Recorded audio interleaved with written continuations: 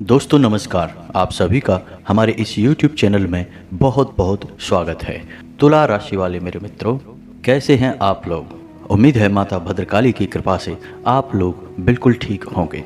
दोस्तों, आज का यह वीडियो देखने के बाद आप खुशी से झूम उठेंगे।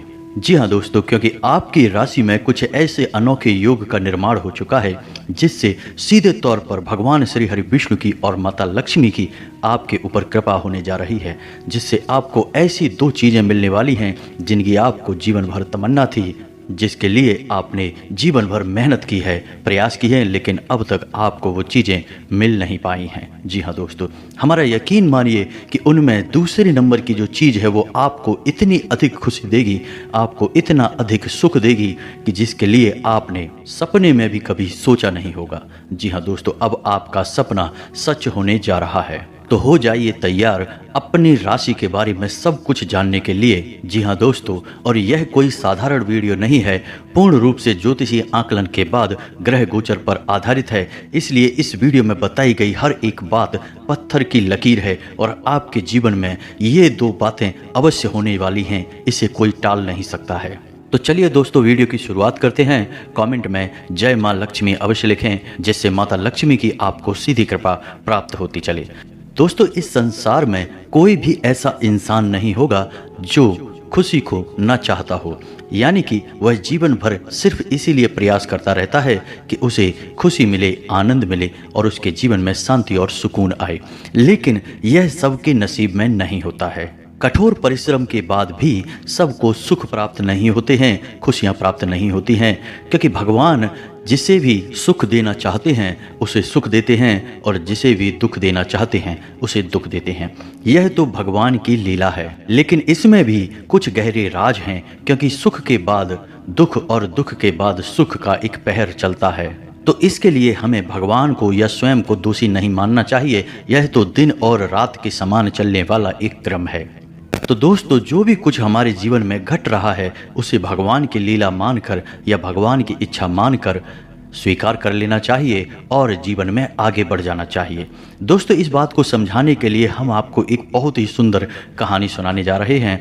कहानी से आपको बहुत बड़ी सीख मिलेगी। तो दोस्तों, कहानी कुछ इस प्रकार है। एक बार एक नाविक कुछ यात्रियों को नदी से पार करा रहा था, जिन यात्रियों में एक साधु महात्मा भी बैठे हुए थे। तभी जब नाव नदी के बीचों बीच पहुंची तो नाविक ने चिल्लाकर सभी से कहा कि जिन जिन को तैरना आता है वे अपनी जान बचावें, नदी में कूद जावें। ऐसा सुनते ही सभी यात्रियों में खलबली मच गई, क्योंकि जान सबको ही प्यारी होती है। लेकिन साधु महात्मा चुपचाप बैठे रहे। तभी अचानक उन्होंने अपना एक कमंडल उठाया और नदी से जल भर भर कर नाव में डालने लगे। नाविक यह देखता रहा, लेकिन कुछ देर बाद कुछ ऐसा संतुलन बना कि नाव स्थिर हो गई और नाविक ने सबसे कहा कि अब चिंता की कोई बात नहीं है, अब नाव नहीं डूबेगी। चुपचाप अपनी जगह पर सभी लोग शांति से निडर होकर बैठे रहें। तो जब ऐसा साधु महात्मा ने सुना तो वे नाव में से कमंडल में पानी जो उन्होंने नाव में डाला था उस पानी को उठा के नदी में वापस डालने लगे।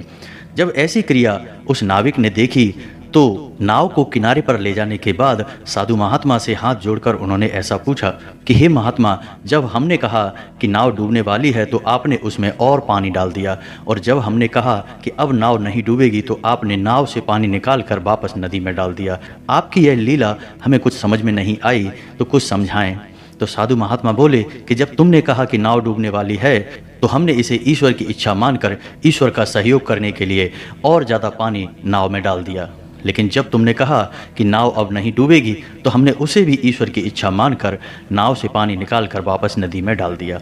यानी कि ईश्वर हमारे साथ जो भी करना चाहते हैं हमें उसमें सहयोग करना चाहिए, तभी हम ईश्वर के प्रिय बनते हैं और सच्चे भक्त बनते हैं। और इस संसार में चाहे कितने ही कष्ट हों, कितने ही दुख हों, लेकिन जो ईश्वर के सच्चे भक्त होते हैं उन्हें कष्ट, दुख, तकलीफें कभी छू भी नहीं पाते हैं। जी हाँ दोस्तों, तो आपसे भी हमारी यही विनती रहेगी कि आपके जीवन में चाहे भले ही कितने ही कष्ट क्यों ना गुजरे हैं, आपने बहुत मेहनत क्यों ना की है, आपने कठोर परिश्रम किया है, जीवन भर सुख की तलाश की है, लेकिन आपको अब तक मन चाहा सुख प्राप्त नहीं हो पाया है, आपके कष्टों का अंत भी नहीं हो पाया है। जहाँ एक तकलीफ समाप्त होती है तो दूसरी नई तकलीफ सिर उठाने लगती है। आप एक समस्या का हल निकालते हैं तो दूसरी समस्या खड़ी हो जाती है। आपको ऐसा लगता है कि जैसे आपका पूरा जीवन ही इस संघर्ष में गुजर जाएगा।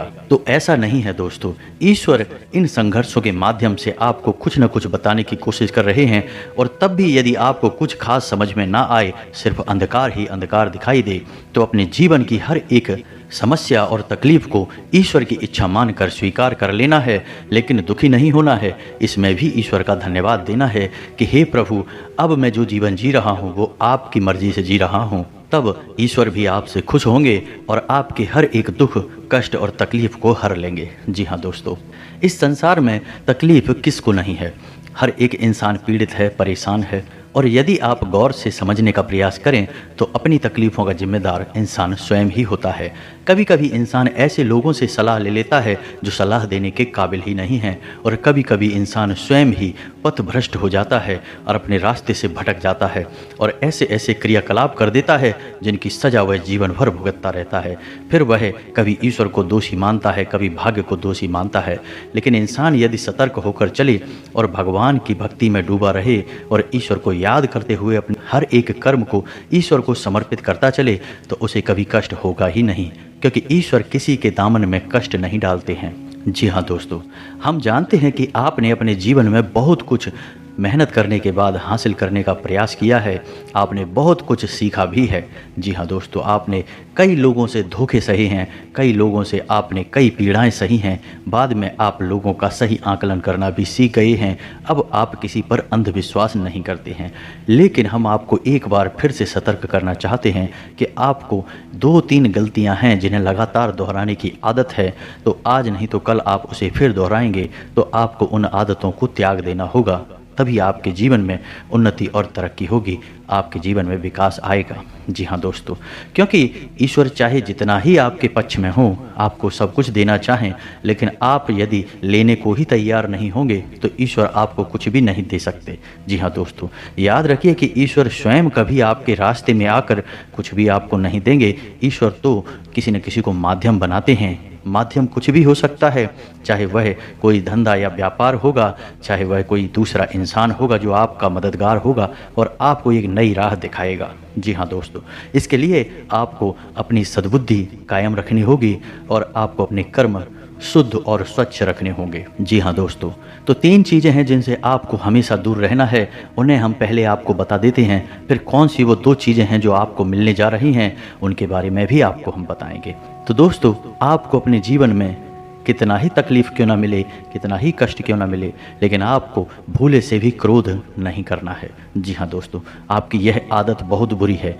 आप गुस्सा बहुत जल्दी हो जाते हैं, या यूँ कहें कि लंबी तकलीफ़ें सहते सहते, संघर्ष और कष्ट सहते सहते आपके मन में गुस्सा कहीं दबा पड़ा है, तो जरा सी चिंगारी मिलते ही वह भड़क उठता है और किसी अपने पर ही आपका क्रोध निकल जाता है, जिससे आपके रिश्ते भी खराब होने लगते हैं और आप एक भयंकर नकारात्मकता में घिर जाते हैं। तो आपको अपने क्रोध को जीतना होगा और आपको क्रोध को जीतने के लिए ईश्वर की भक्ति में जाना होगा। जी हाँ दोस्तों, भक्ति का मार्ग एक सात्विक मार्ग है। जो इंसान भक्तिमय जीवन जीता है उसे कभी फिर क्रोध नहीं आता है। जी हाँ दोस्तों, दूसरी गलती जो आप अक्सर कर जाते हैं वह है कि आप दूसरों पर बड़ी आसानी से भरोसा कर लेते हैं। जी हाँ दोस्तों, आप ऐसे ऐसे लोगों पर भी भरोसा कर जाते हैं जो कुछ ही समय पहले आपसे मिले थे, लेकिन आपसे चिकनी चुपड़ी बातें करके आपसे लाभ ले जाते हैं और आप अंधविश्वास करके धोखा खा जाते हैं। तो अब आपको किसी के ऊपर भी भरोसा करने से पहले या बहुत बड़ी जिम्मेदारी देने से पहले बहुत विचार कर लेना है और सोच समझ कर ही उसके पुराने कर्मों का हिसाब करते हुए ही उस पर भरोसा करना है और उसे कोई बड़ी जिम्मेदारी सौंपनी है।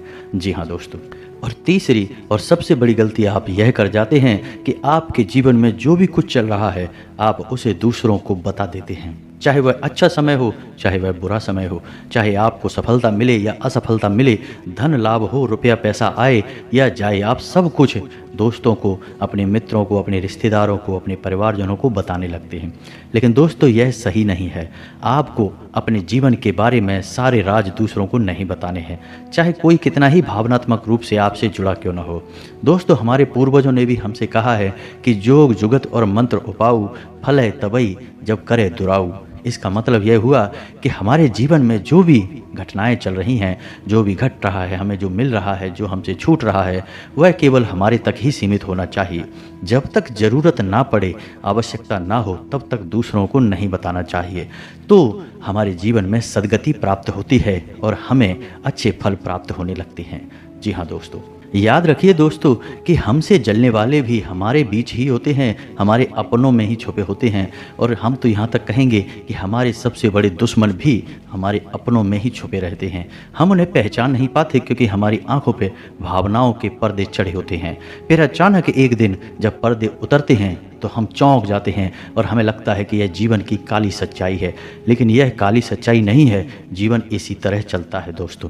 तो आपको भावनात्मक रूप से सतर्क रहना है, अपने गुप्त रहस्य किसी को भी नहीं बताना है। जब समय आएगा तो स्वयं ही लोगों को पता लग जाएगा। तो उम्मीद है दोस्तों कि आपने हमारी बातें समझ ली होंगी और आप इन बातों को अपने जीवन में अवश्य ही अपनाएंगे। अब हम आपको बताने जा रहे हैं कि भगवान श्री हरि विष्णु और माता लक्ष्मी आपके ऊपर कौन सी कृपा करने जा रहे हैं और आपको कौन से विशेष लाभ प्राप्त हो रहे हैं। जी हाँ दोस्तों, हम आपको बता दें कि अगले 24 घंटे में आपके जीवन में एक ऐसा विशेष योग बनने जा रहा है जिससे आपको धन लाभ के अवसर प्राप्त होंगे। जी हाँ दोस्तों, और यह स्थिति अगले 24 से 48 घंटों तक बनी रहेगी। जी हाँ दोस्तों, जैसे कि आपने कहीं पर धन लगाया था तो आपको बहुत लाभ मिलेगा। जैसे कि आपका रुका हुआ धन कहीं था तो वह आपको मिल जाएगा। जी हाँ दोस्तों, बेशक ही टुकड़ों में मिलना शुरू हो जाए लेकिन मिलेगा अवश्य। यानी कि धन से संबंधित आपकी समस्या अगले 24 घंटों में दूर हो जाएगी। आमदनी के आपके नए स्रोत बनेंगे और आपको कुछ ऐसे रास्ते पता चलेंगे, कुछ ऐसे मार्ग पता चलेंगे जहाँ से आसानी से धन प्राप्त किया जा सकता है। जी हाँ दोस्तों, जब ईश्वर देने पर आते हैं तो हमें रास्ते स्वयं ही मिल जाते हैं या फिर कोई ना कोई माध्यम बनकर हमारे रास्ते में आ जाता है और हमारा हाथ पकड़कर हमें सफलता की ओर लेकर जाता है। यही कुछ आपके साथ भी होने वाला है, तो हो जाइए तैयार। लेकिन हम आपको पहले ही बता चुके हैं कि आपको 3 बुरी आदतों से दूर रहना होगा, वरना आपके जीवन में कब शुभ घड़ी आएगी और कब चली जाएगी आपको पता तक नहीं चलेगा। जी हाँ दोस्तों, जीवन में जब भी उतार चढ़ाव चल रहे हों तो आदमी को स्थिर होना चाहिए, मन शांत होना चाहिए। क्योंकि पानी यदि गंदा है तो उसे साफ करने के लिए और अधिक उसे हिलाते नहीं हैं, उस पानी को थाम देते हैं, रख देते हैं, शांत होने देते हैं। जब वह पानी शांत हो जाता है तो अपने आप ही गंदगी नीचे बैठ जाती है और पानी साफ हो जाता है। इसी प्रकार यदि किसी इंसान के मन में उथल पुथल है तो और अधिक विचार करके उस उथल पुथल को बढ़ाते नहीं हैं, बल्कि शांत हो जाते हैं जीवन में स्थिरता लाने के लिए। जी हाँ दोस्तों, तो अब आपको बताते हैं कि दूसरी सबसे बड़ी खुशी जो आपको मिलने जा रही है, जिसके बारे में आपने किसी को भी बताया नहीं है, यह गुप्त है, लेकिन आपको हम बता दें कि आपको आपका सच्चा प्यार मिलने जा रहा है। जी हाँ दोस्तों, यह बात छुपी हुई है, आपने किसी को बताई नहीं है, आपके मन में है। लेकिन हम आपको बता दें कि अब आपकी मन की तमन्ना पूरी होने जा रही है, आपका सच्चा प्यार आपको मिलने जा रहा है। जी हाँ दोस्तों, अब जो लोग शादीशुदा हैं, वैवाहिक जीवन में बंधे हुए हैं, तो इस योग का उनके ऊपर सकारात्मक फल होगा और उनका वैवाहिक जीवन बहुत सुंदर हो जाएगा। दाम्पत्य जीवन के सारे विघ्न विकार दूर हो जाएंगे और दाम्पत्य जीवन कांच की तरह साफ हो जाएगा, सुंदर हो जाएगा। जी हाँ दोस्तों, कोई भी योग हर एक इंसान पर अलग अलग प्रभाव डालता है। जैसे कि जो इंसान प्यार की तलाश में है उसे सच्चा प्यार मिल जाएगा। जिस इंसान का पहले से ही किसी से रिश्ता है तो उसका रिश्ता और मजबूत हो जाएगा। यदि रिश्ते में कोई कठिनाई परेशानी चल रही है तो वह दूर हो जाएगी। इसी प्रकार वैवाहिक जीवन में भी यदि कोई उतार चढ़ाव हैं तो वे उतार चढ़ाव दूर होंगे और वैवाहिक जीवन मधुर और सुंदर हो जाएगा। जी हाँ दोस्तों, परंतु हम आपको फिर भी बता दें कि हर एक योग का लाभ लेने के लिए आपको पात्रता रखनी होगी, यानी पात्र बनना होगा। ईश्वर की कृपा भरने के लिए आपको एक सुपात्र व्यक्तित्व बनना होगा, जिसके लिए आपको अपने व्यक्तित्व के दुर्गुणों को दूर करना भी सीखना होगा।